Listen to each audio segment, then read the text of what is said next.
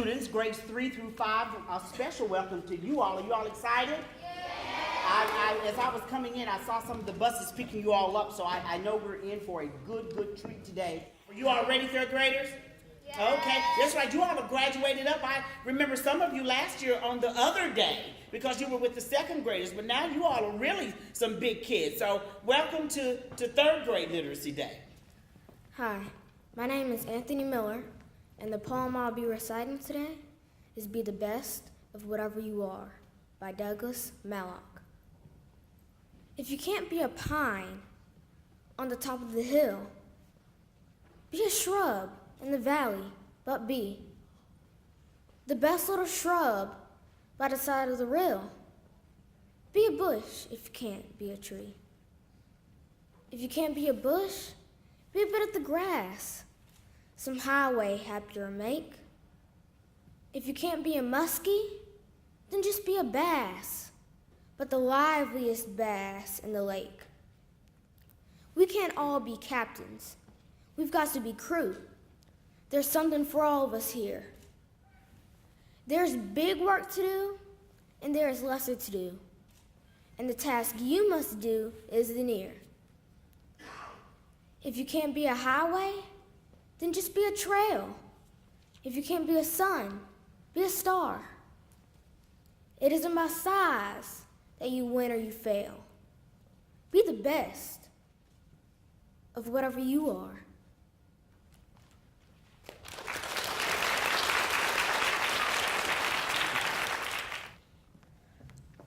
The perfect cup of cocoa is rich and chocolatey and always warm but not too hot, a steaming chocolate sea. The surface is enclosed beneath a thick marshmallow mound which melts into a gooey cloud without the slightest sound. A whipped cream straw extends beyond the surface of the cup, and chocolate sprinkles add the perfect touch to dress it up. The perfect cup of cocoa is like an old best friend. It's warm, it's sweet, it's such a treat, and yummy to the end.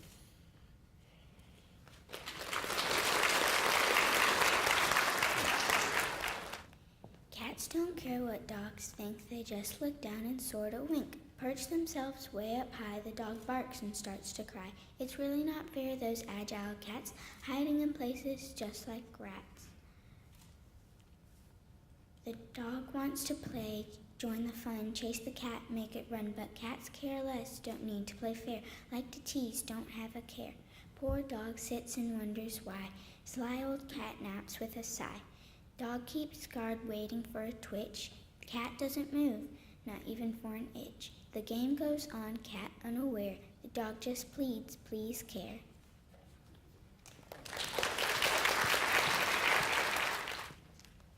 Hold fast to dreams, for if dreams die, life is a broken winged bird that cannot fly. Hold fast to dreams, for if dreams go, life is a barren field frozen with snow.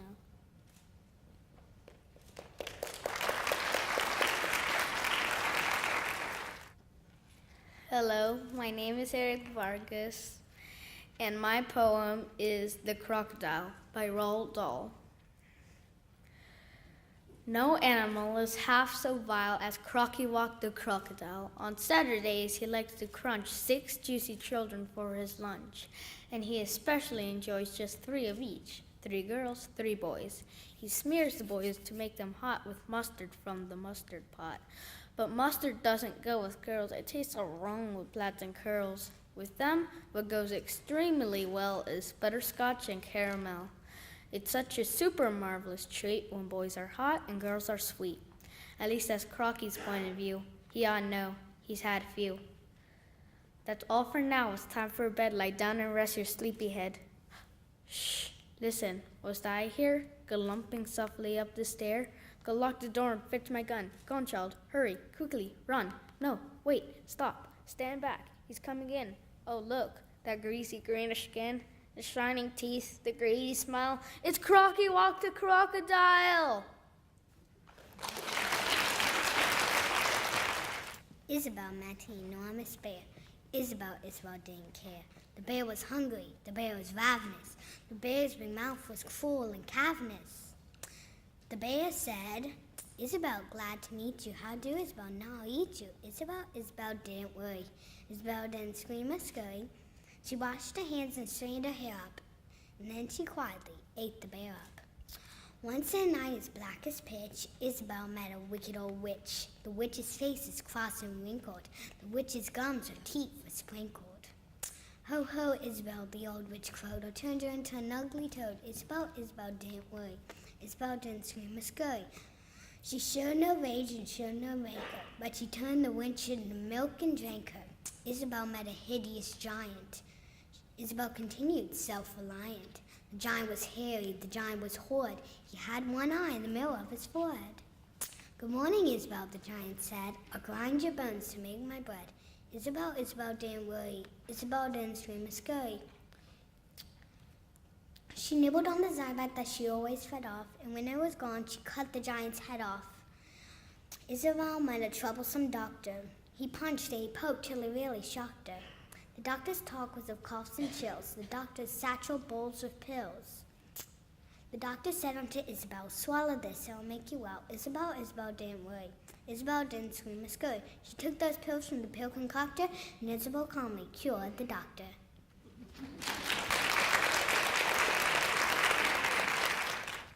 Good morning, my name is Jordan Bouchard. I'm a third grader at Porterdale Elementary School, and the poem I'm going to be saying today is The Pig by Roald Dahl. In England, once there lived a big and wonderfully clever pig. To everybody, it was plain that piggy had a massive brain. He worked out sums inside his head. There was no book he hadn't read. He knew what made an airplane fly. He knew how engines worked and why. He knew all this, but in the end, one question drove him round the bend. He simply couldn't puzzle out what life was really all about. What was the reason for his birth? Why was he placed upon this earth? His giant brain went round and round. Alas, no answer could be found. Till suddenly one wondrous night, on a flash he saw the light. He jumped up like a ballet dancer and yelled, by gum, I've got the answer. They want my bacon slice by slice to sell at a tremendous price. They want my tender juicy chops to put in all the butcher shops. They want my pork to make a roast, and that's the part'll cost the most. They want my sausages and strings, they even want my chitterlings. The butcher shop, the carving knife, that is the reason for my life. Such thoughts as these are not designed to give a pig great peace of mind. Next morning, in comes Farmer Bland, a pail of pig's wool in his hand. And Piggy, with a mighty roar, bashes the farmer to the floor. Now comes a rather grisly bit, so let's not make too much of it. Except that you must understand that Piggy did eat Farmer Bland. He ate him up from head to toe, chewing the pieces nice and slow. It took an hour to reach the feet because there was so much to eat. And when he finished, Pig, of course, felt absolutely no remorse. Slowly, he scratched his brainy head, and with a little smile, he said, I had a fairly powerful hunch that he might have me for his lunch. And so, because I feared the worst, I thought I'd better eat him first. Thank you. Psst. Listen, little hamster, we have something to say to you. You may think we kids are giants, but you could be one too. Giants don't have to be real big. Giants don't have to be real tall. What makes someone a giant is not their size at all. And even when we giants get scared, we always do our best. We learn from our mistakes and forget about the rest. Life is like a play. We all play giant parts. And the biggest giants are the little players who play with giant hearts.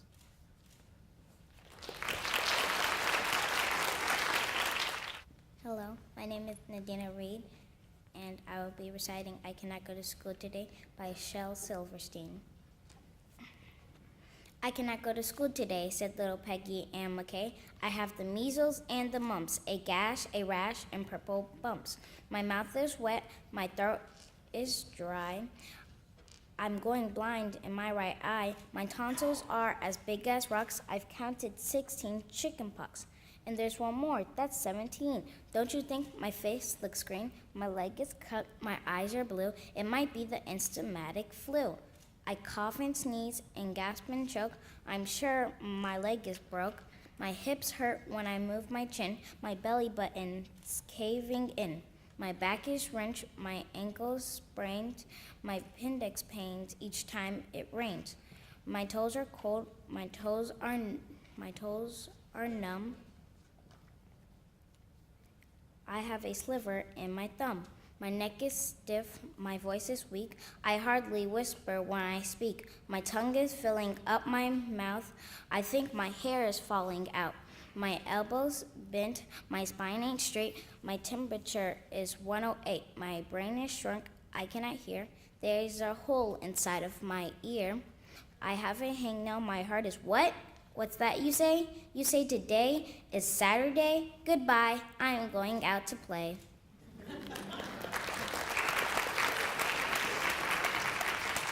And those are our third grade participants. Let's give them all a round of applause. If you all will stand. Very good job, all of you, if you'll go that way. And take your seats back there.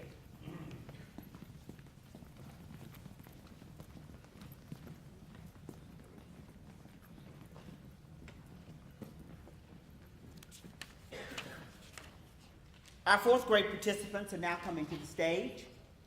Y'all may come on. Hello, my name is Evie, and I'm doing the quesadillas and cookies. I'm taking my parents to court to prove I'm an innocent kid. The judge will most surely agree that they're wrong about what I did. Just because my fingers were sticky and chocolate was on my face doesn't mean I took those cookies. So there, I rest my case. What's that? You need more proof? I have an alibi. When the cookies got stolen, I was outside. Now I ask you, why would I lie? You have no witnesses on your side, just circumstantial lies. I think the real crook snuck inside in a masterful disguise. Maybe he was disguised as me. I really cannot say. All I know is I did not steal any cookies that day. Now, Judge, I ask for sympathy, so please instruct the jury to say that I am not guilty and say it in a hurry. My folks look quite annoyed that I've taken things this far, but it's not as if they caught me with my hands in the cookie jar. The jury's back, the verdict's in. Guilty? That cannot be. I gathered all the evidence. That should have set me free. Where did I go wrong? And now what my sentence be? 3 years of washing dishes? No way, they can't be me.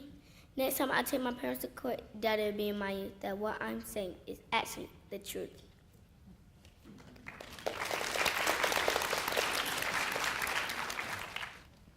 Hi, my name is Aubrey Norton, and the poem I will be reciting is Was It Halloween? Last night on my block, I saw a robot, a princess, a fairy grandma, 2 Yodas, a monster, a goblin green. I thought maybe it was Halloween. Little kids spinning up the streets. Everyone had a bag full of sweets.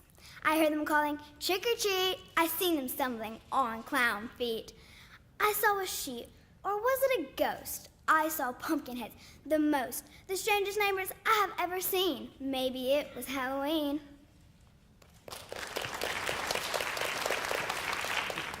Hi, I'm Clarkson Lowe, and I will recite It's a Wonderful World, but they made a few mistakes by Juve Vorse. It's a wonderful world, but they made a few mistakes, like leaving out unicorns and putting in snakes. Like no magic carpets, no wishing wells, no genies. Like the good guys getting picked on by the meanies. Like arithmetic, especially multiplication. Like expecting the person to stay home for 1 whole week while their parents take a vacation. Like needing to finish your spinach before you eat dessert. Like what's with adults caring way too much about dirt. Like let there be a cavity in your tooth. Like calling a lie when all you did is not mention part of the truth. Like rain on soccer games and liver for supper. Like bunk beds when a younger person is stuck on the lower and the older gets the upper. Like leaving out mermaids and putting splinters and beasties and wars and tornadoes and stomach aches. It's a wonderful world, but they made a few mistakes. Thank you. Hi, my name is Maddie Jones, and today I'll be doing Miss Stein by Bill Dodds. The school burns, we go inside. Our teacher isn't there. Maybe she's sick, her pet cries out. Yeah, right, as if I'd care. I have a D in language arts, my grade math's the same. And now my teacher might be sick. Could Bam her to blame? She doesn't like me, that's a fact. I wouldn't tell a lie. She says stuff like, you're very smart, but you don't even try. I start to laugh. My teacher's sick, and boy, I'm feeling fine. When someone knocks the door right in, and there stands Frankenstein.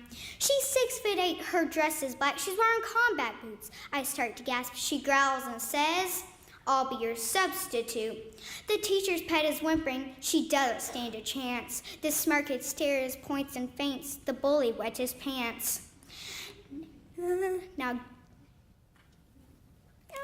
my name is Miss Stein, she says, and every student cringes. She leans the door against the wall. She knocks off its hinges.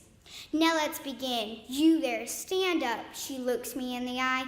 I try to move my legs and work. I know I'm gonna die. In one big step, she's next to me. She does more than hover. She blocks the sun. It's dark as night. My classmates run for cover. Now get up to the board, she says. I like to see some action. Pick up the chalk, explain to us division of a fraction. I leap away to save my life, but this time I really try. I think and think and think and croak.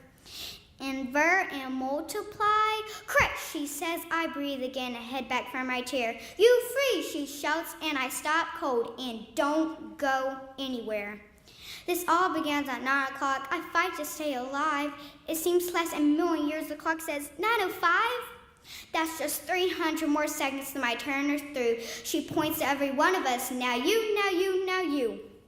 We all get nailed this awful day. There's nowhere we can hide. The lunch brings we cannot eat. We simply crawl outside. We can't believe the other kids who run and play their games. Not us who are big Miss Stein. Our world is not the same. The bell has told I must go in. My time on earth is through. I leave this on the playground. Here's what you have to do. You must listen to your teacher and pray her health is fine, or one day you'll hear the words, my name is Miss Stein.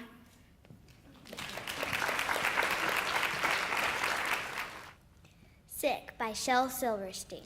I cannot go to school today, said little Peggy Ann McKay. I have the measles and the mumps, a gash, a rash, and purple bumps.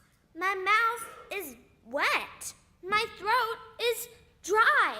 I'm going blind in my right eye.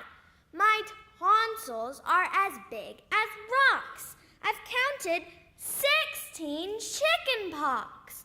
And there's one more. That's 17. And don't you think my face looks green? My leg is cut. My eyes are blue. It might be instamatic blue. I cough and sneeze and gasp and choke. I'm sure that my left leg is broke. My hip hurts when I move my chin. My belly button's caving in. My back is wrenched. My ankle sprained. My appendix pains each time it rains. My nose is cold. My toes are numb. I have a sliver in my thumb. My neck is stiff. My voice is weak. I hardly whisper when I speak. My tongue is filling up my mouth. I think my hair is falling out. My elbow's bent. My spine ain't straight. My temperature is 108. My brain is shrunk. I cannot hear. There is a hole inside my ear. I have a hangnail and my heart is... What? What's that? What's that you say? You say today is Saturday? Goodbye. I'm going out to play. Thank you. Hi, my name is Dinah Stephen, and I'm going to be reciting the poem Olympic Granny by Ken Nesbitt. When Granny goes for the gold in the Olympic Games this year, she'll laugh at her competitors and make them quake with fear. She's 99 years old, but in athletics, she's been blessed. The trouble is she can't decide which sport she plays the best. She's such an ace at archery. She's queen of the canoe. She's tough to top at taekwondo and table tennis too. She dominates the diving board. She trumps the trampoline. And lifting weights and wrestling, she's the best you've ever seen. She speeds across the swimming pool to slake the summer heat. On BMX and mountain bikes, she simply can't be beat. She's highest in the high jump and a champ at hammer throwing, magnificent in marathons, remarkable at rowing. She beats the best at boxing, at pole vault she is peerless. Her fencing is the finest, she is positively fearless. She's masterful at basketball, she truly rules the court, and equally incredible at every other sport. But what we find astonishing is something of a shocker is how she wins on contests with her wheelchair and her walker.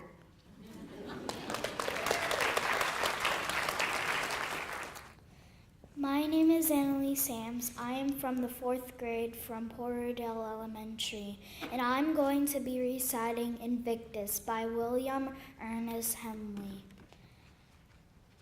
Out of the night that covers me, black as a pit from pole to pole, I thank whatever gods may be for my unconquerable soul. In the fell clutch of circumstance, I have not winced nor cried aloud. Under the bludgeonings of chance, my head is bloody but unbowed. Beyond this place of raft and tears looms but the horror of the shade, and yet the menace of the years finds to find me unafraid. It matters not how straight the gate, how charged with punishments the scroll. I am the master of my fate. I am the captain of my soul.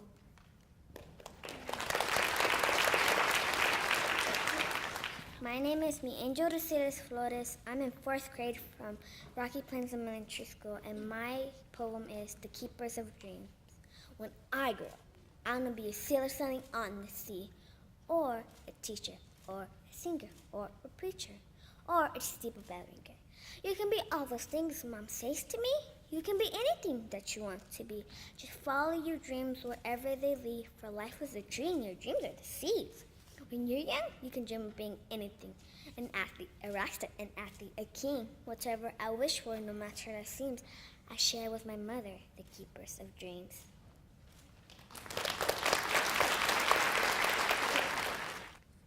Good morning, everybody. My name is Rosa Abraham, and I'll be reciting I Cannot Go to School Today by Shel Silvestian. I cannot go to school today, said little Peggy Ann McKay. I have the measles and the mumps, a gash, a rash, and purple bumps. My mouth is wet, my throat is dry. I'm going blind in my right eye. My tonsils are as big as rocks. I've counted 16 chicken pox, and there's one more. That's 17. And don't you think my face looks green? My leg is cut, my eyes are blue. It might be the instamatic flu. I cough and sneeze and gasp and choke. I'm sure that my left leg is broke. My hip hurts when I move my chin. My belly button's caving in. My back is wrenched, my ankle sprained. My appendix pains each time it rains. My toes are cold, my toes are numb. I have a sliver in my thumb. My neck is stiff, my voice is weak. I hardly whisper when I speak. My tongue is filling up my mouth. I think my hair is falling out. My elbows bent, my spine ain't straight. My temperature is 108. My brain is shrunk, I cannot hear. There's a hole inside my ear. I have a hangnail and my heart is. What? What's that? What's that you say? You say today is Saturday? Goodbye, I'm going out to play.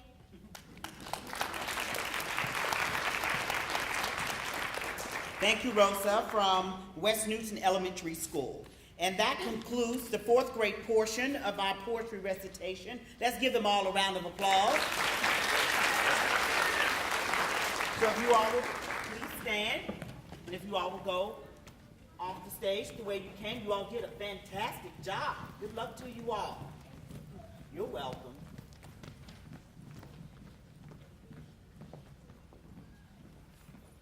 And now our fifth grade students are coming.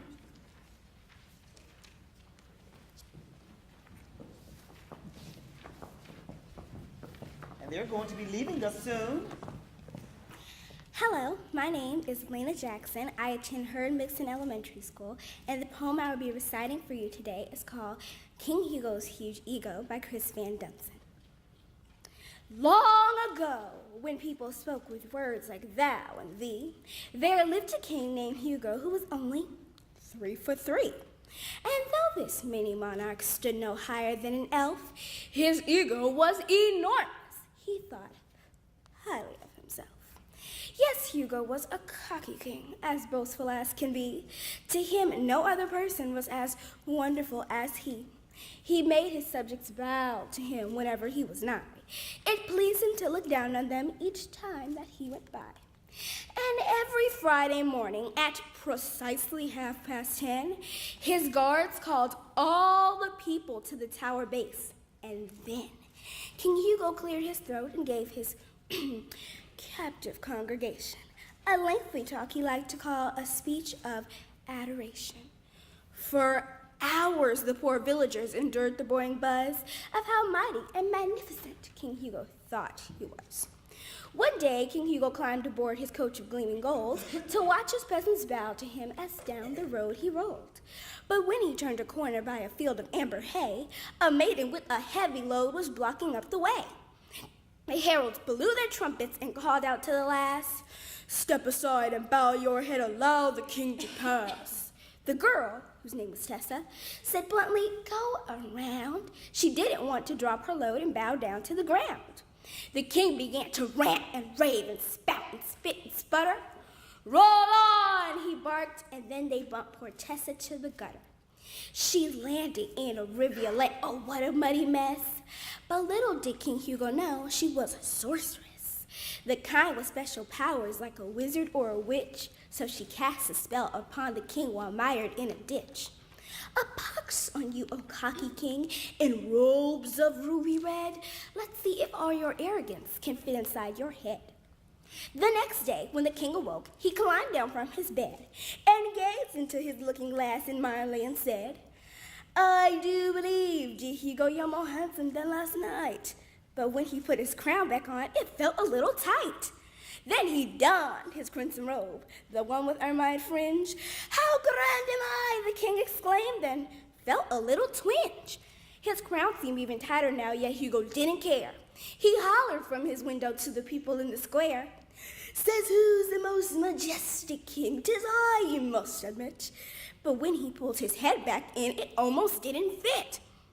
Every time he claimed to be the greatest in the land, the king perceived a tingle and felt his head expand. But he continued bragging in his overstated way, and so his head kept bloating, bulging bigger every day. By Friday, Hugo's head was huge, but still, he didn't know that his self-directed compliments had caused his head to grow. His speech of adoration was scheduled as before, but when he reached the tower, he could not fit through the door.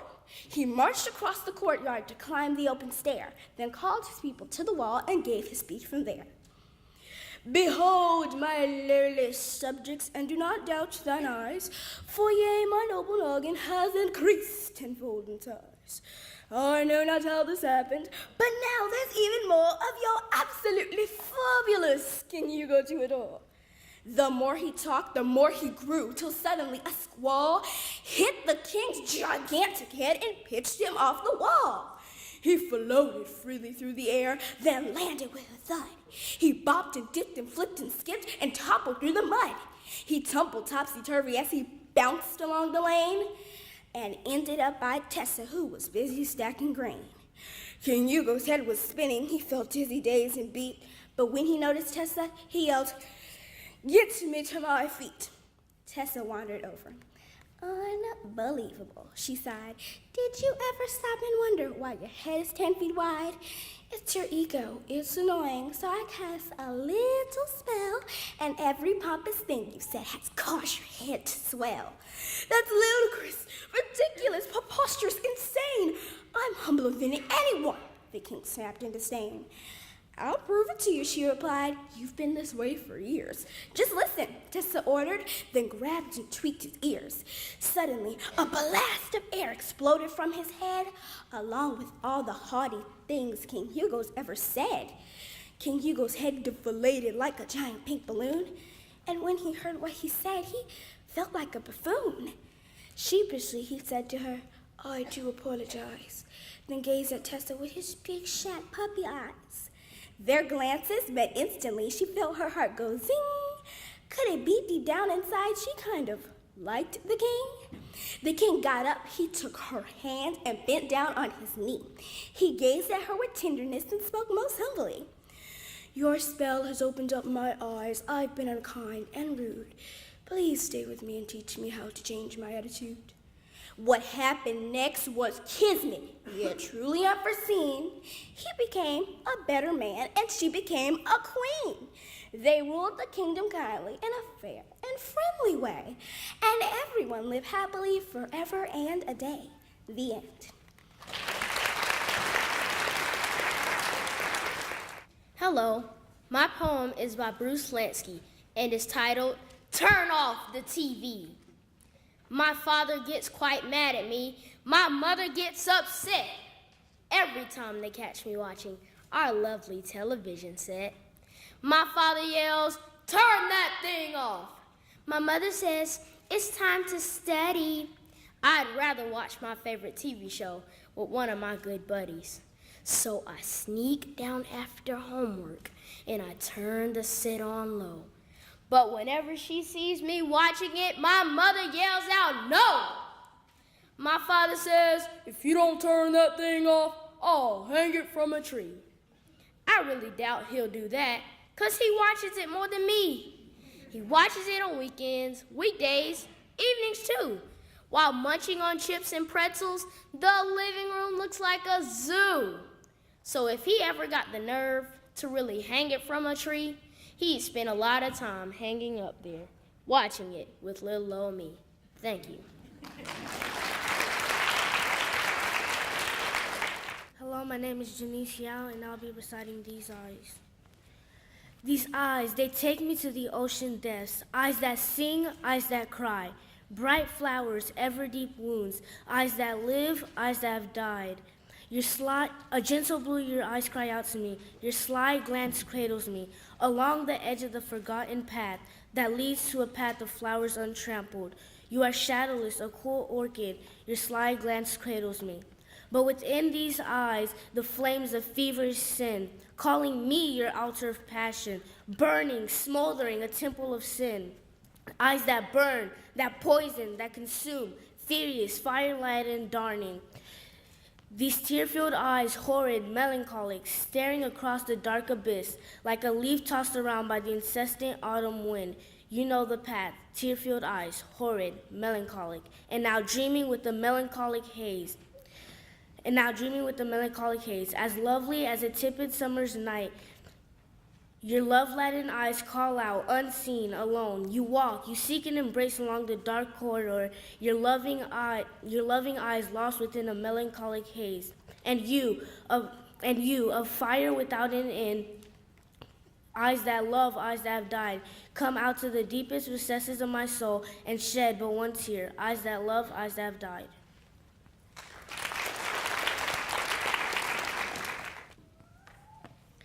My name is Hartley Allen, and I'm doing Sick by Shel Silverstein. "I cannot go to school today," said little Peggy Ann McKay. I have the measles and the mumps, a gash, a rash, and purple bumps. My mouth is wet, my throat is dry, I'm going blind in my right eye. My tonsils are as big as rocks, and I've counted 16 chicken pox. And there's one more, that's 17. And don't you think my face looks green? My leg is cut, my eyes are blue. It might be instamatic flu. I cough and sneeze and gasp and choke. I'm sure that my left leg is broke. My hip hurts when I move my chin. My belly button's caving in. My back is wrenched, my ankle sprained. My appendix pains each time it rains. My nose is cold, my toes are numb. I have a sliver in my thumb. My neck is stiff, my voice is weak. I hardly whisper when I speak. My tongue is filling up my mouth. I think my hair is falling out. My elbow's bent, my spine ain't straight. My temperature is 108. My brain is shrunk, I cannot hear. There is a hole inside my ear. I have a hangnail and my heart is. What? What's that? What's that, you say? You say today is Saturday? Goodbye, I'm going out to play.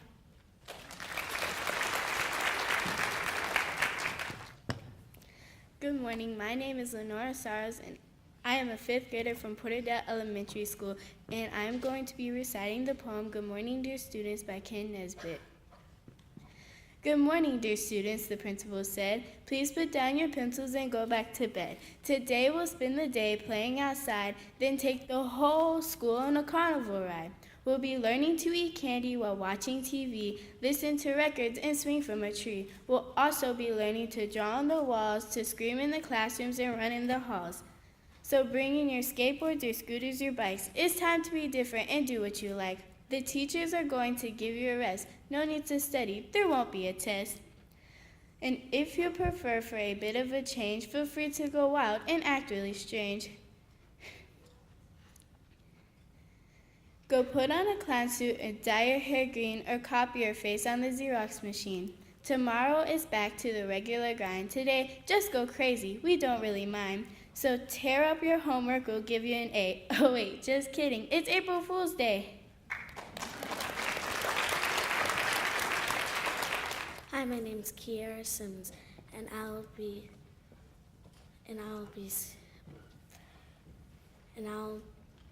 singing the poem Sick. I cannot go to school today, said little Peggy Ann McKay. I have the measles and the mumps. I gash a rash and purple bumps. My mouth is wet, my throat is dry. I'm going blind in my right eye. My tonsils are big as rocks. I've counted 16 chickenpox. There's one more, that's 17. And don't you think my face looks green? My tongue is filling up in my mouth. I think my hair is falling out.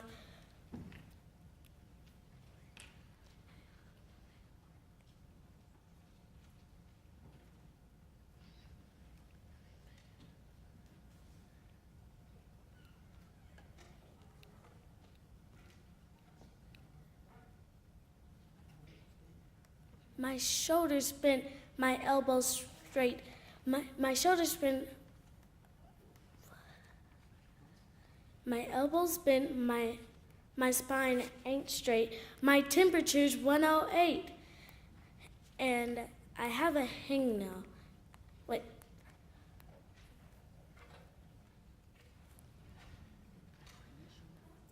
My brain is shrunk, I cannot hear. My brain is shrunk, I cannot hear. There's a hole inside of my ear. And I have a hangnail, and my heart is, what? What's that? What's that you say? You say today's Saturday? Goodbye, I'm going out to play.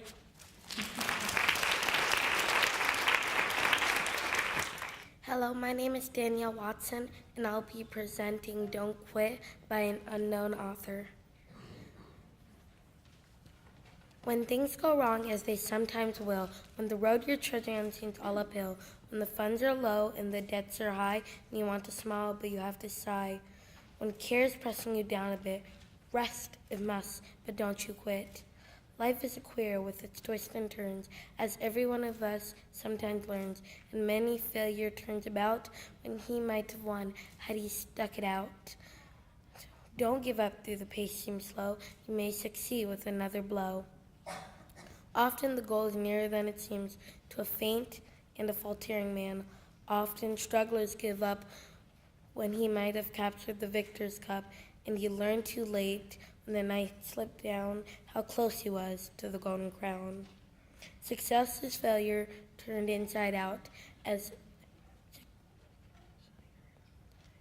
the silver tint of the clouds of doubt, and you can never tell how close you are. It may be near when it seems so far, so stick to the fight when your heart is hit. It's when things go wrong, you must not quit.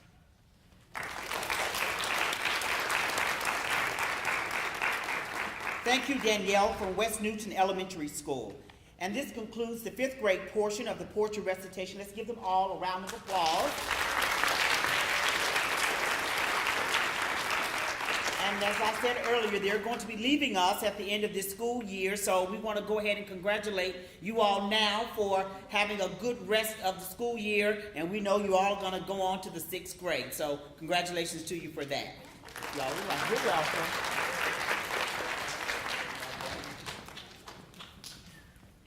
Great job, all of you.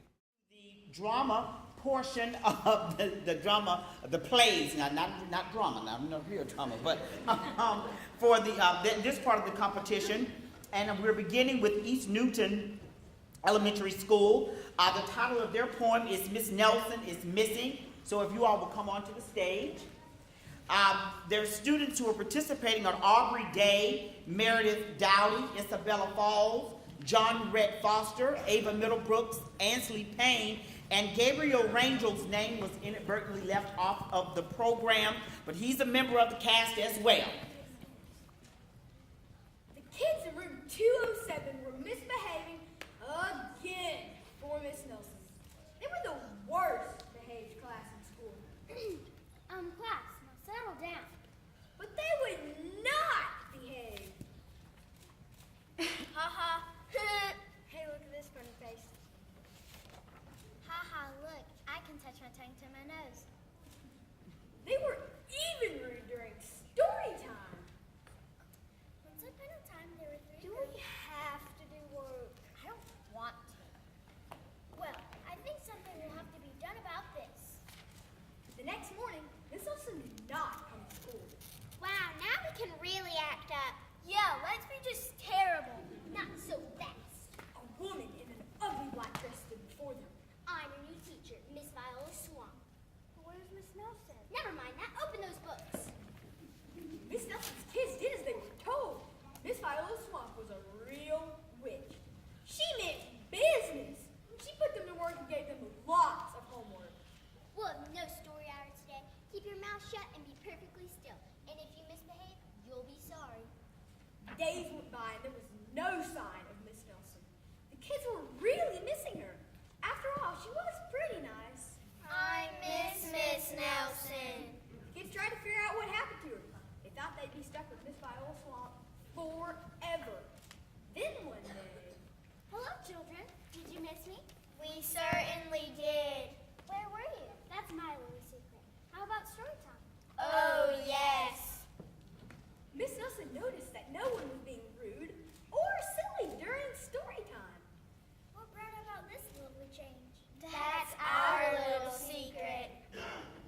Back at home, Miss Nelson hung up her coat right next to an ugly black dress. She sang a little song. I'll never tell.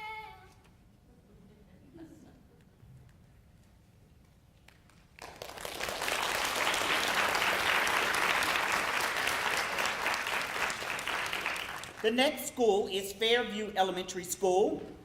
The cast members are Dion Bryant, Leah Beth Cortez, Mackenzie Ferguson, Landon Gower, Courtney Glover, Michaela Harris, Sierra Hurd, and Rodriguez Williams.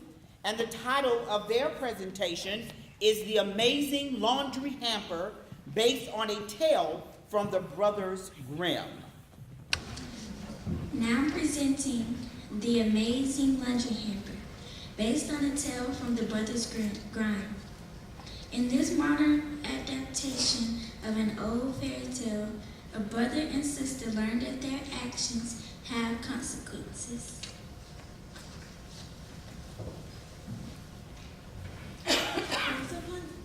Once upon a time, there lived a boy and a girl who lived with their parents in a big apartment in a busy city. We join them now on a sunny Saturday morning.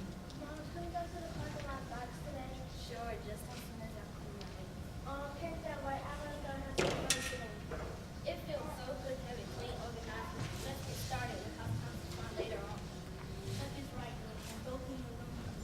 Chuck goes off to clean his room. Doris follows him and flops on in his beanbag chair. Wow, I've already changed the sheets, dusted, put my books in alphabetical order, and vacuumed the carpet. When are you going to clean your room? I'll read these magazines first. Maybe I get to clean it later. It's just so boring. Well, I'm going to start on my lunch. I really want to go for that one.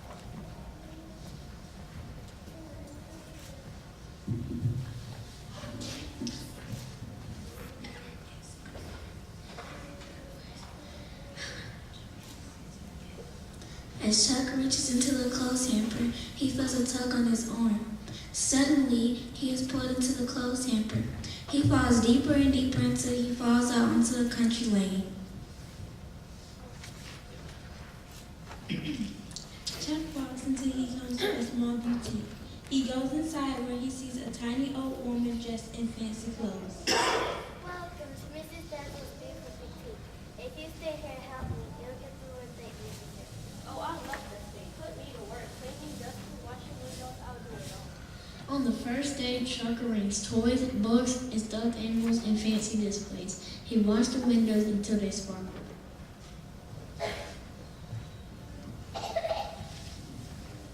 He dusted the shelves, swept the floor, and ironed the curtains. Every day he did a little more than the day before. After a while, though, he got homesick. Mrs. Dazzle, I like you very much, and this is fun, but I miss my family. I want to come home. You've done a splendid job, my boy. Everything I know is quite being paid. You may go home.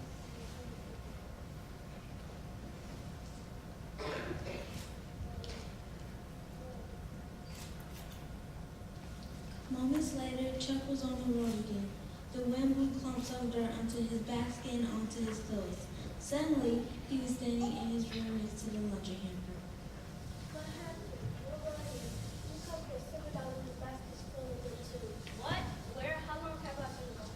About 10 minutes. I was just putting in the condo again. Chuck told his sister the fantastic story. Amazed, Doris sees over the hamper. 10 minutes for all of that? If you can do something out right here for me, I'll be back for that somebody real soon. Everything happened to Doris just as Chuck had described it. Soon, she was walking into the beautiful boutique. Yo, I came to work with you on the Lord. Welcome. If you stay here and help me, you'll get the Lord that you deserve. On the first day, Doris arranged toys, books, and stuffed animals in fancy displays. She dusted the shelves and swept the floor.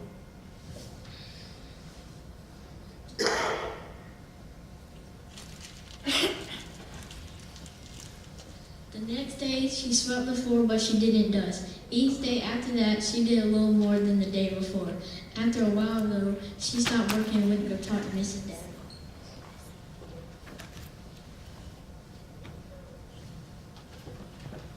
This is boring. Who cares if the stuffed animals are so much fun? I've worked enough hours. I want to go home, sleep, and eat my Lord and out of here. This boutique can grow up quite like this. Exit and get what you deserve.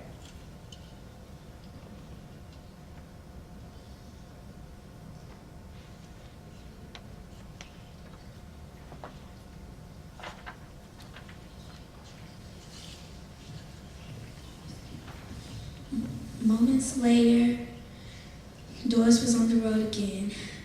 She was covered with dirt and mud.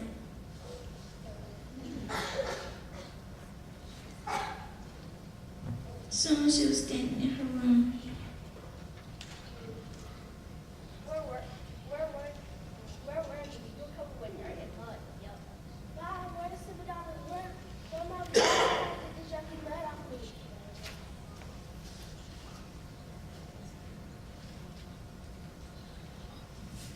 Mom and Dad came to see what all the noise was about. What's going on? What's all the money and dirt in it? It's a long boy. He doesn't make us people home. My right thing.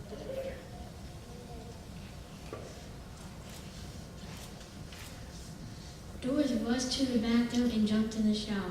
While Trot tried to explain everything to his parents, no matter how hard she scrubbed, she couldn't get the dirt off. Some say it stuck to her for the rest of her life. Others say she got what she deserved. What do you think?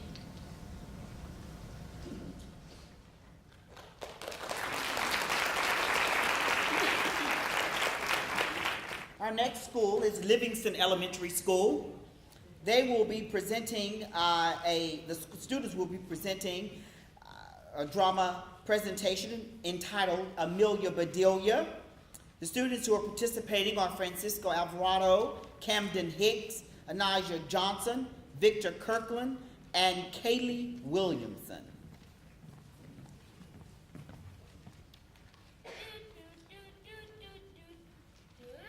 I think I hear my phone ringing. Hello? Hello, Amelia. This is the principal at Livingston Elementary School, Dr. Carter. I need a fifth grade substitute tutor. Do you think you can be there? Yes, I'll be right there. Where's the teacher? Maybe she's just late, I guess.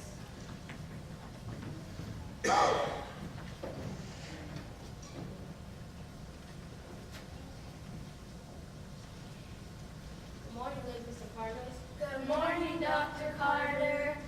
Your teacher is out sick today, so you will have a fifth grade substitute. Be on your best behavior and remember to report on time.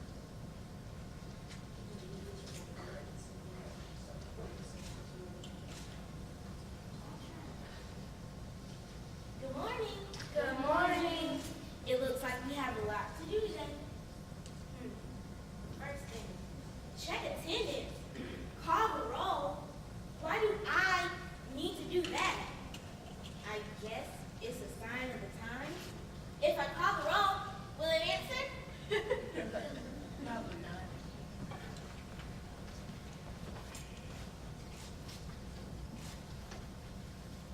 This seems like it's gonna be a good day to record for Instagram and Snapchat. Anyway, I have it. Box. I'll get it out.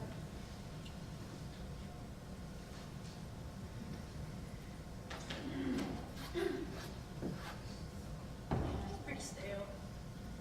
Okay, let's see if the roll answers. Roll, can hear roll. Did you really think that roll was going to answer? Well, probably if it wasn't stale, but okay. Well, we had the first thing complete. We called the roll, but it didn't come to us. Next, it says to sing a song. Why do they want me to sing a song? Okay, I'll sing, but I'm warning you, I'm not a good singer. And I accept applause after. Oh, thank you. I'm a daughter. Excuse me. I think it means for us to sing, not the teacher. We sing every morning. Deck the halls with boughs of holly, fa la la la la la.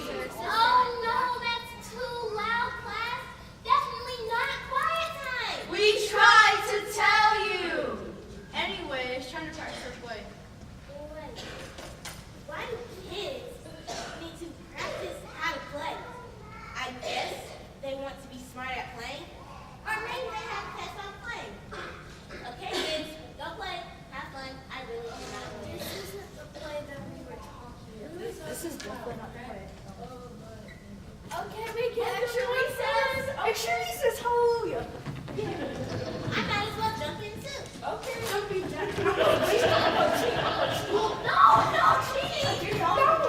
All the points are mine. Pull it out.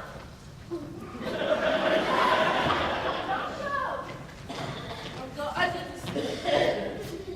This teacher is different, not fun. Maybe we should have for the rest of the year. Yeah, she fixes everything, but I agree with you. I should need a doctor. Yeah, she would be. Kids, we have something else on our list. It says, pack up and go home. Miss Medaria, are you sure?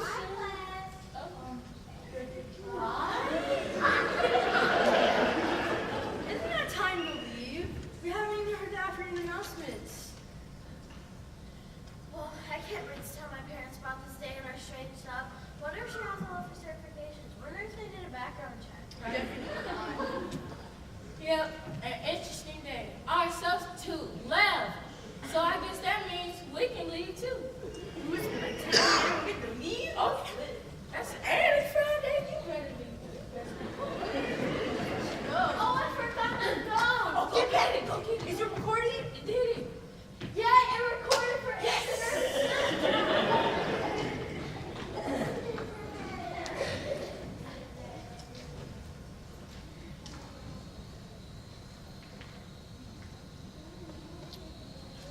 Hello, Amelia? Amelia? Yes. Where are you and where's the class? We are gone.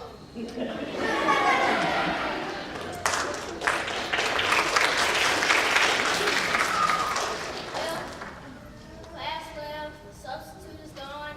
It's Friday. Everybody wants to go home on Friday, so I guess I'm going.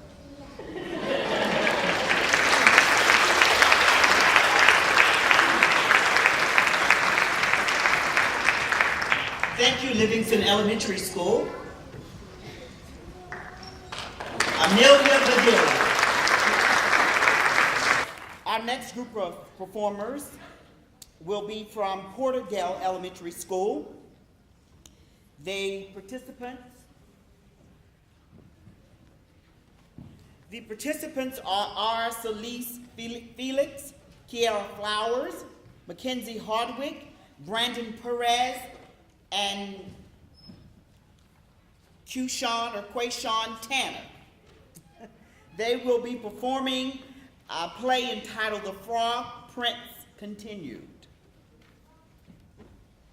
The Frog Prince continued.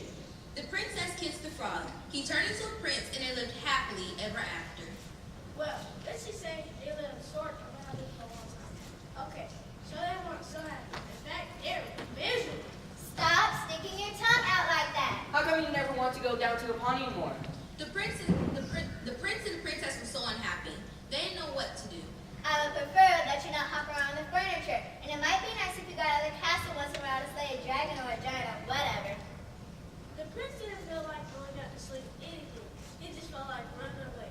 But then he was ready to go, and it said right there. They lived happily ever after. Dig it. So he stayed in the castle and drove the princess crazy. Then one day, the princess did one perfectly awful things. First you keep me awake all night with your horrible croaking snore. Now I find a lily pad in your pocket. I can't believe I actually kissed your slimy frog lips. Sometimes I think we would both be better off if you were still a frog. That's when the idea hit him. Still frog. Yes, that's it. And he ran off into the forest looking for a witch who could turn him back into a frog. He hadn't gone far when he found just the person he was looking for. Miss Witch. Miss Witch. Excuse me, Miss Witch. I wonder if you can help me. Say, you're not looking for a princess to kiss, are you? Oh no, I've already been kissed. I'm the Frog Prince. Actually, I was hoping if you could turn me back into a frog. Are you sure you're not looking for a beautiful sleeping princess to kiss and wake up? No, I'm the Frog Prince. That's funny. You don't look like a frog. Well, no matter. If you're a prince, you're a prince. And I'll have to cast a nasty spell on you. I can't have any princess waking up Sleeping Beauty before the 100 years are up. The prince didn't stick around to see which nasty spell the witch had in mind. He ran deeper into the forest until he came to a tiny cottage where he saw another lady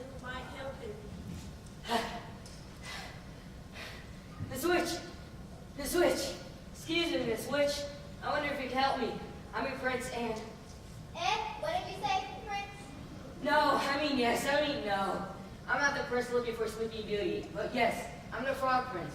And I wonder if you can help turn me back into a frog so we live happily ever after. Frog Prince, you say? That's funny. I thought frogs were little green guys who love to eat. Well, no matter. If you're a prince, you're a prince. And I can have your princess rescuing Snow White. Here, eat the rest of this apple. The prince, who knew his fairy tales and knew a poison apple when he saw it, didn't even stick to say no thank you. He ran deeper into the forest and soon came to a strange looking house with a witch outside.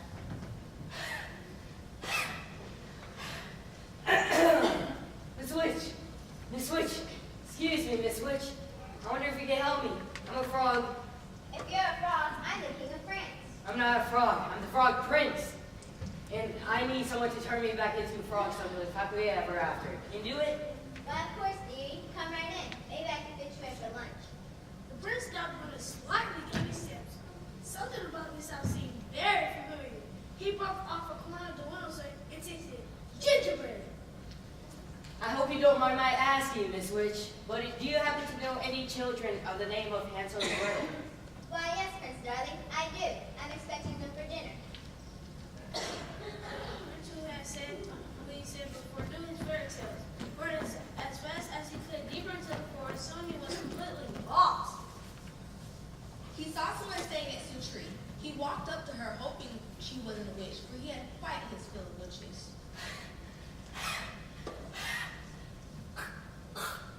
Madam, I'm the Frog Prince. Can you help me? Gosh, do you need it? You are the worst looking frog I've ever seen. I'm not the frog. I'm the Frog Prince. And I need someone to turn me back into a frog so I can live happily ever after.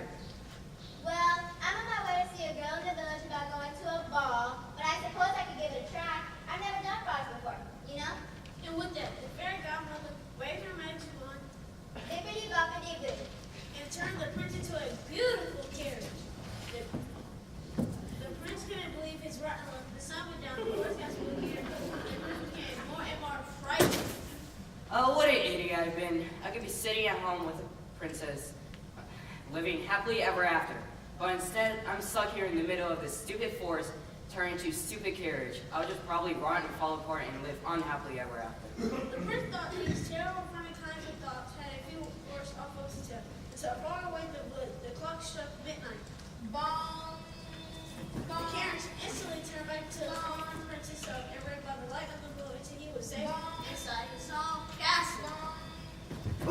Where have you been? I've been worried sick. You're 7 hours late. Your dinner is cold. Your clothes are a mess. The prince looked at the princess, who believed him when no one else in the world had. The princess who actually kissed his slimy frog lips. The princess who loved him. The prince kissed the princess. Ew. They both turned into frogs. And they lived happily ever after. The end.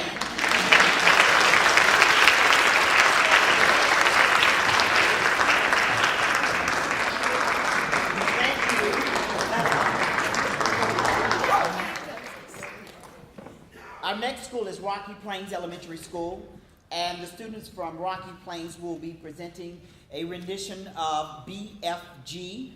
The students who are participating are Morgan Bennett, Caleb Bice, Jaleesa Bordeaux, Madison Bruce, Adeline Durham, Grayson Kennard, Hayden Miller, and Kennedy Ward. They were night. You couldn't sleep, so you got out of bed and you looked outside the window. And there you saw a giant. That happened to little girl named Sophie. There across the street was a giant with a long thin trunk and a large suitcase. Then the giant saw Sophie. Sophie jumped back in bed and under the covers, but the giant reached the window and grabbed her. Then he ran all night until they reached the enormous cave in Giant Country. Now what has us got here? The giant put the trembling Sophie on the table. Now he's really going to eat me, Sophie thought. The giant stared hard at Sophie. He had truly enormous ears. Each one was big as the wheel of a truck. I is hungry. He grinned, showing massive square teeth. Please don't eat me. Just because I is a giant? You think I'm the man gobbling cannibal? Me? Gobbling up human beings? This I never. All the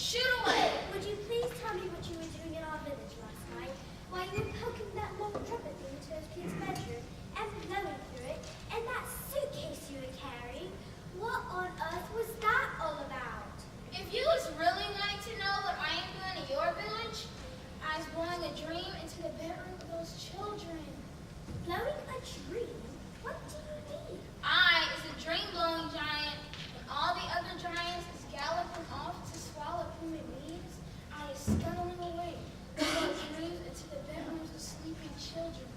Nice dreams, lovely, golden dreams, dreams that has given the dreamers a happy time. Now hang on a minute. Where do you get these dreams? I collect them. The B&G lifted arm at all the rows and rows of bottles on the shelf. I has billions of them. You can't collect a dream. A dream is something that you can catch hold of. You is never going to understand about it. That is why it's not wishing to tell you. Oh, please tell me. I will understand. Tell me how you collect dreams. The BFG settled himself comfortably in his chair. Dreams is very mysterious. They is floating around in the air by little wispy misty bubbles. All the time they is searching for sleeping people. Can you see them? Never to begin with. Then how do you catch them? A dream, as it goes whiffling through the night air, is making us tiny bubbles. But this little buzz hum is so silvery soft, it is impossible for a human being to begin with. Can you hear it? The BFG pointed up at the Norris truck wheel ear. Is you seeing these? How could I miss them? These ears maybe is looking a bit preposterous to you, but they is very extra usual ears indeed. They is allowing me to hear absolutely every single twiddly little thing. You mean you can hear things I can't hear? You as deaf as a duckling compared with me. I was hearing the footsteps of a ladybug as she goes walking across a leaf. Honestly? Sophie was beginning to be impressed. What else can you hear? I can hear trees and plants. Do they talk?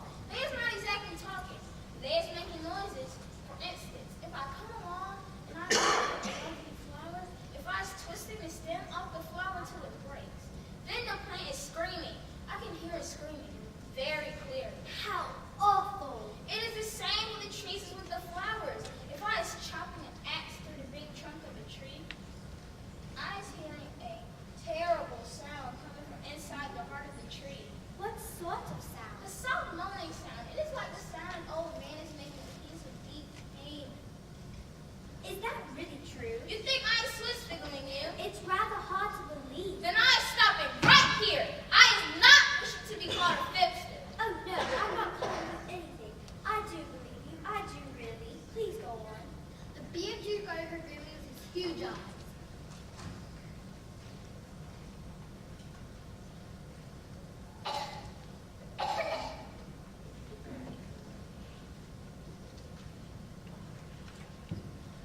I hope you will forgive me if I tell you that human beings is thinking they is very clever, but they is not.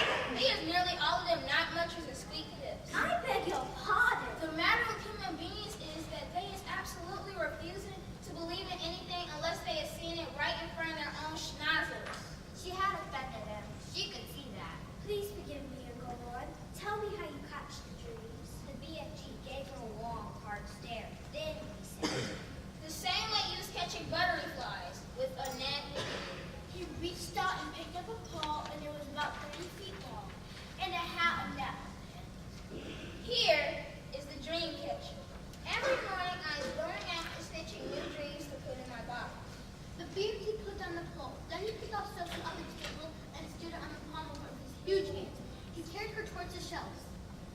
Here are some of the good dreams. The frisbee. Every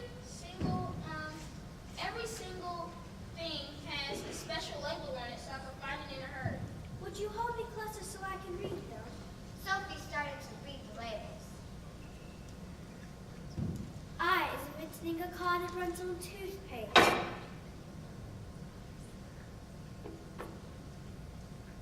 I has a pet bee that makes rock and roll music when it flies.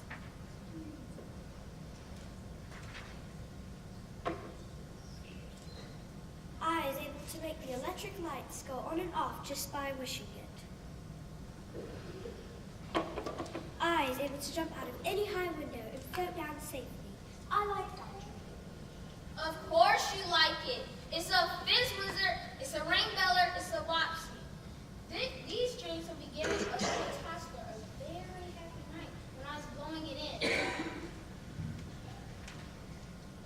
Look in the jar carefully, and I think you will be seeing this dream. Sophie peered into the jar.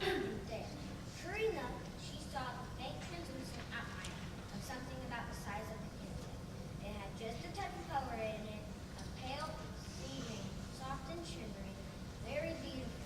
There it lay, quite peaceful, but pulsing gently as though it would breathe. It's moving. It's alive. Of course it's alive. What's what you feed It it? is not eating any food. Everything alive needs food, even trees and plants. A dream is not eating anything. If it is a good one, it is waiting peaceably forever until it is released and allowed to do its job. Sophie was silent. The extraordinary giant was stirring her ideas. He seemed to be leading her towards mysterious things beyond her understanding. You was a lovely little girl, but please remember, you was not exactly Miss Know Everything. Dreams is very mysterious. They is important and alive.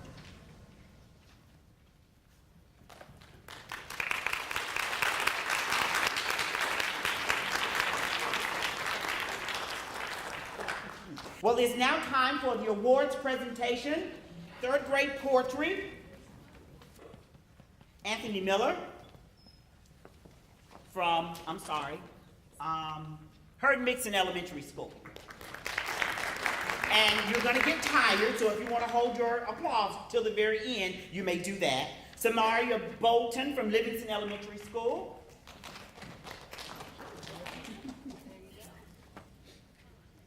Hannah Sears from Mansfield Elementary School.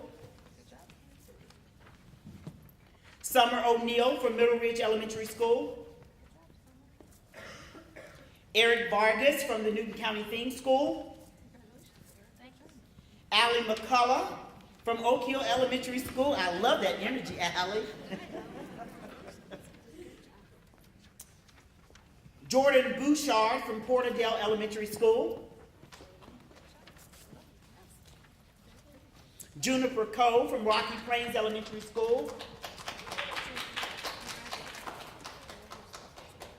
Nadina Reed from West Newton Elementary School.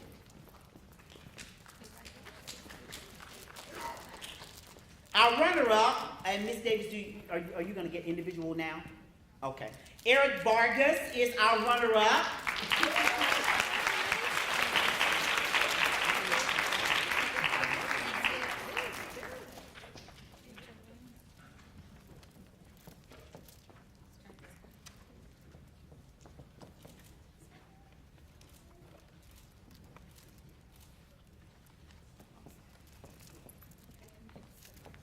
And our winner is Jordan Bouchard.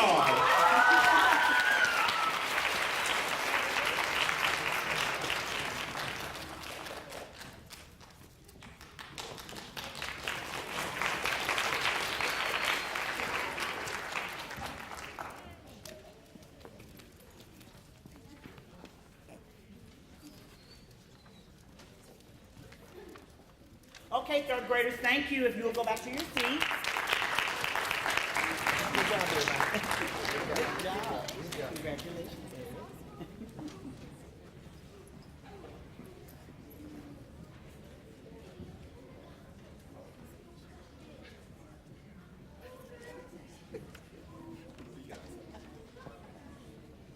We're now calling our fourth grade poetry recitation contest participants to the stage.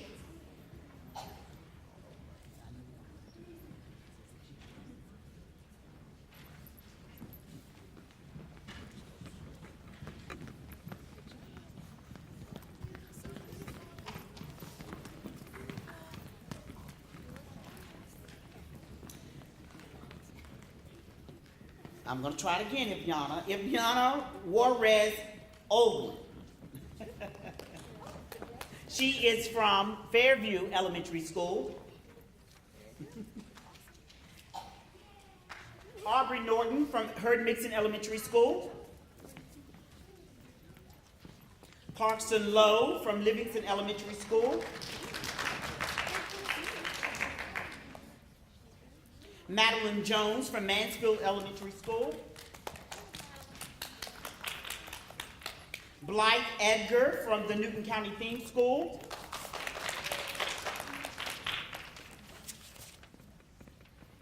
Dina Stephen from Oak Hill Elementary School. Dinah. Annalise Sams from Porterdale Elementary School.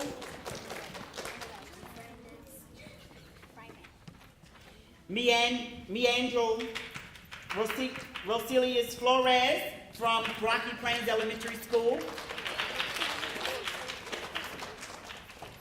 And Rosa Abraham from West Newton Elementary School.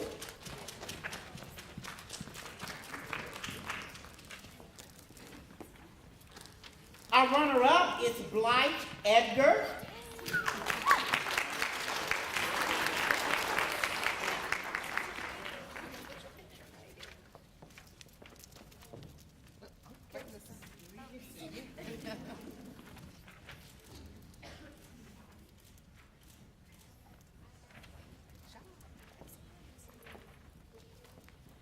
And our winner is Madeline Jones.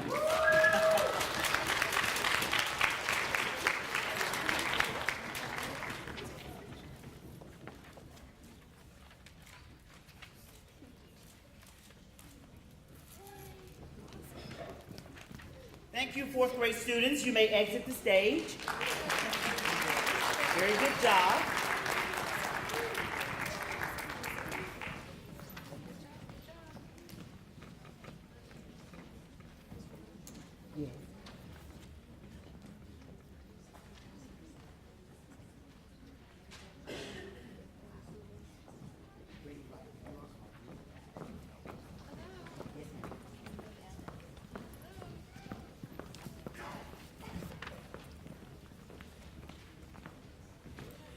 These are our fifth grade poetry recitation participants. Elena Jackson from Herd Mixon Elementary School. Victor Kirkland from Livingston Elementary School. Janice Yao from Middle Ridge Elementary School. Hartley Allen from the Newton County Theme School.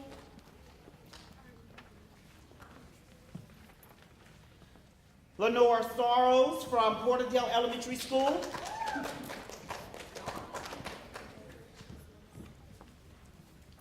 Kiara Sims from Rocky Plains Elementary School.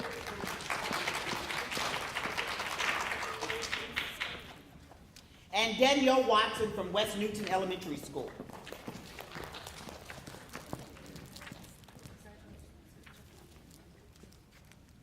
Our runner-up is Victor Kirkland.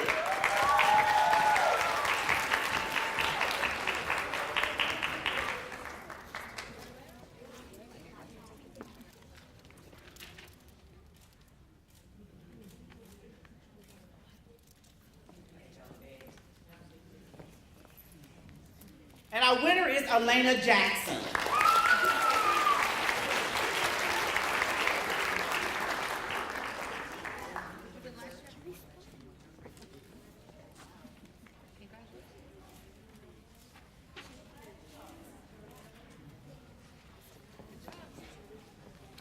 And just a point of distinction, Elena has won this competition at third grade, she won it at fourth grade, and now she's won it at fifth. So I think that's a feat. Thank you. And we wish you well next year at sixth grade. We're now going to award the Ready Writing Contest. These were already pre-scored. We're calling the third grade students up now.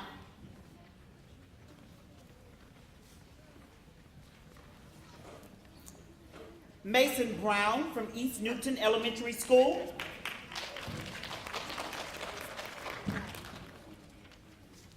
Samantha Paler from Fairview Elementary School.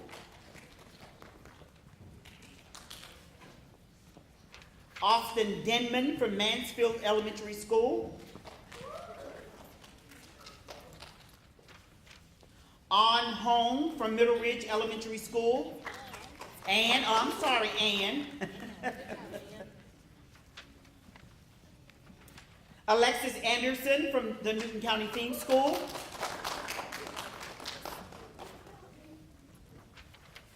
Faith Adawumi from Oak Hill Elementary School. I'm sorry. Adawumi, Faith Adawumi. Renaya Green from Porterdale Elementary School.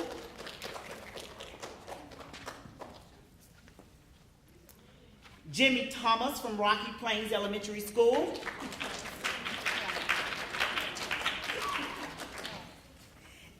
And Ethan Armendariz from South Salem Elementary School.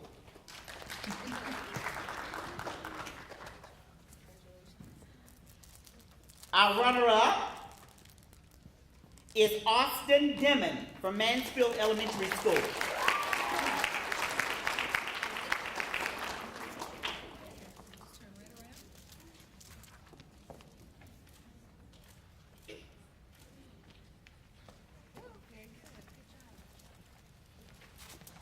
And our winner is Ethan Armendariz.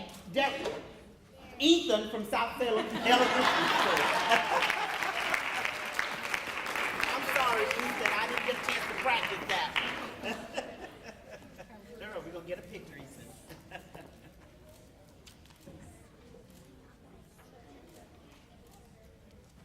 Good job. Thank you, third grade students. You all may exit the stage.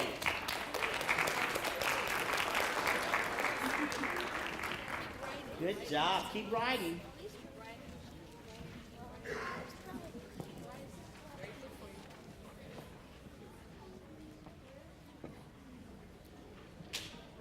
We're now welcoming our fourth grade students in the Ready Writing Contest.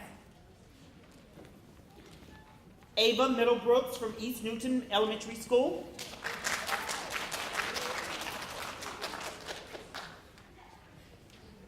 Audira Phillips from Fairview Elementary School.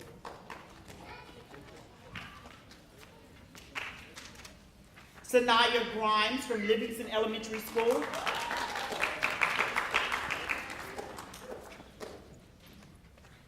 Emerson Fry from Mansfield Elementary School.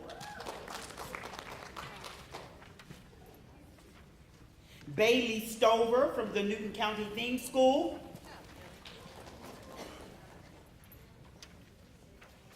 Kara Johnson, Porterdale Elementary School.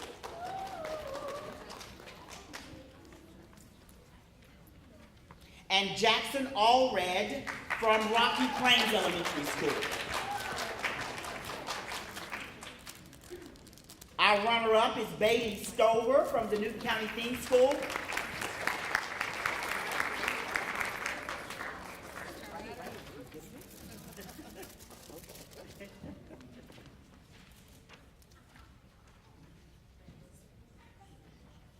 Me?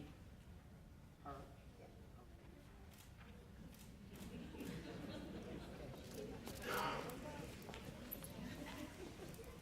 And our winner is Emerson Fry from Mansfield Elementary School.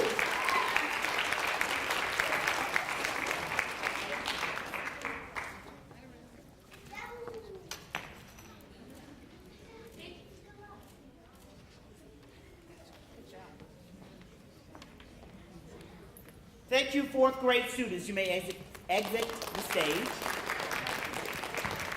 Good job. These are our fifth grade students in the Ready Reading Contest. Garrett Knapp from East Newton Elementary School. Benjamin Weaver from Fairview Elementary School.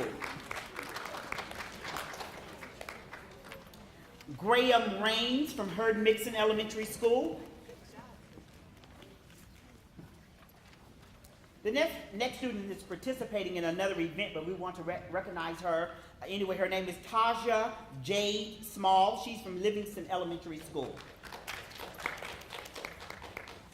Anna Underwood from Mansfield Elementary School.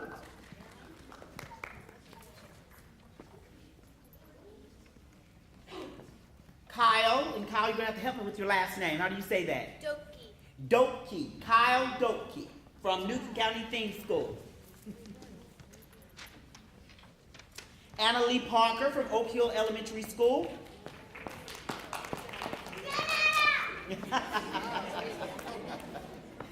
Jasmine Toro Rodriguez from Porterdale Elementary School.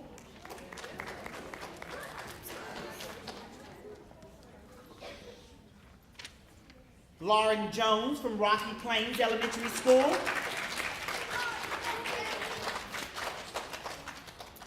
And Nicole Vives from South Salem Elementary School. Well, let's recognize Nicole anyway. Our runner-up is Garrett Knapp from East Newton Elementary School.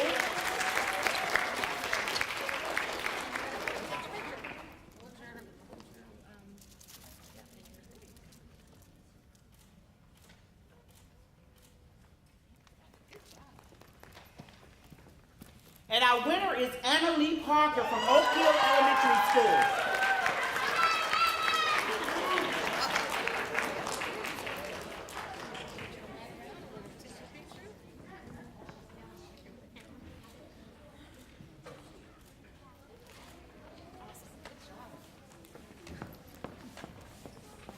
Thank you, fifth grade students.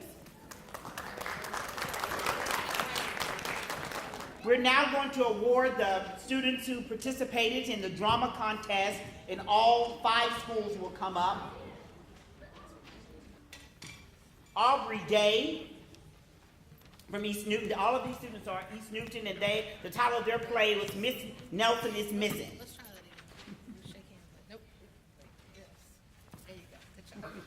Meredith Dowdy.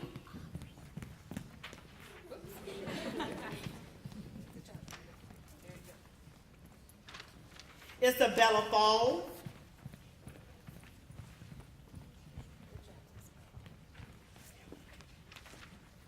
John Rhett Foster.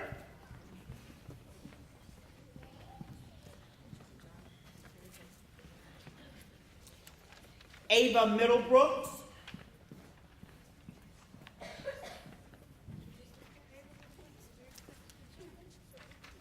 And Ansley Payne.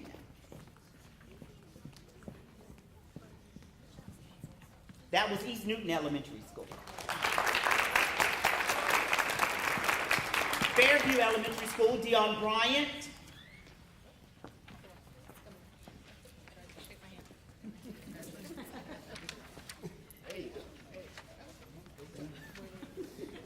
Leah Beth Cortez.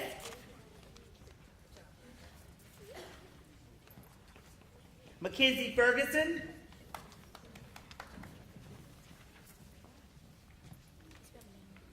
We did. Okay, we'll take it back. We'll get it fixed for you.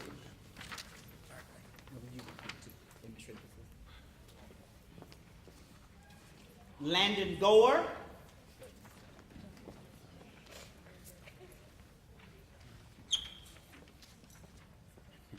Courtney Glover.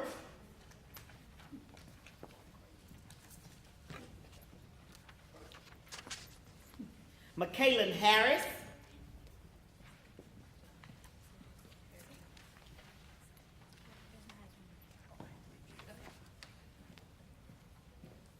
Sierra Hurd.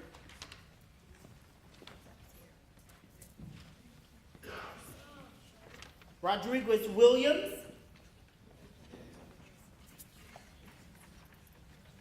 And that's Fairview Elementary School. Livingston Elementary School. Fairview presented the amazing laundry hamper based on a tale from the Brothers Grimm, and Livingston presented Amelia Bedelia. Francisco Alvarado.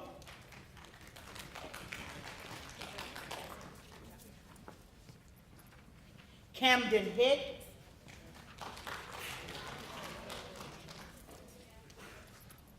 Anijah Johnson.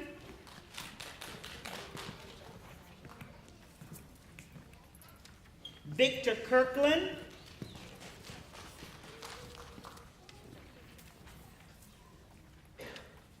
Kaylee Williamson. and that's Livingston Elementary School. Next, we will have Porterdale Elementary School. The Frog Prince continues. Aracelise Felix. Oh, okay. Kiara Flowers.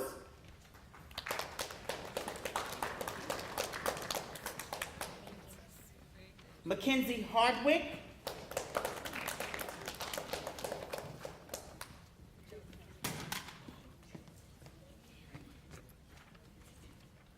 Brandon Perez.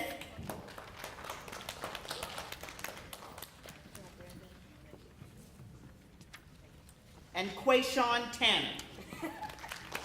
They're laughing, so I must have messed that up. How do you say it? Quayshawn. Okay, I'm sorry, Quayshawn Tanner. Quinshawn. Okay, all right. From Porterdale Elementary School, that was the Frog Prince continues. And Rocky Plains Elementary School, who presented BFG, Morgan Bennett.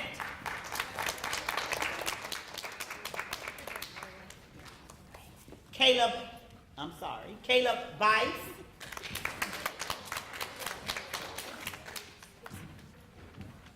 Jaleesa Bordeaux. Did I mess it up? What is it? Oh, Jalissa. Okay, Jalissa Bordeaux. Madison Bruce.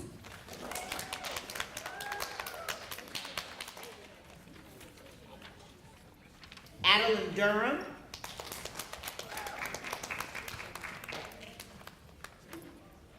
Grayson Kennard.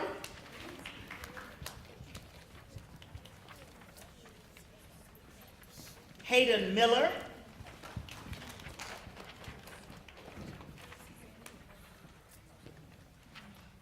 And Kennedy Ward.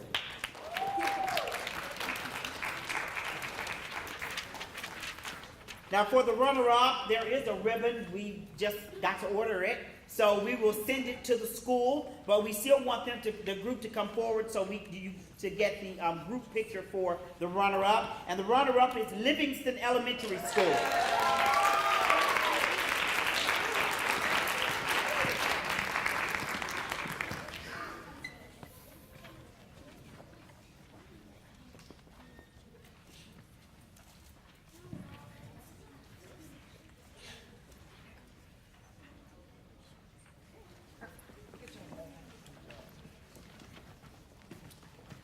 And our winning school is Porterdale Elementary School.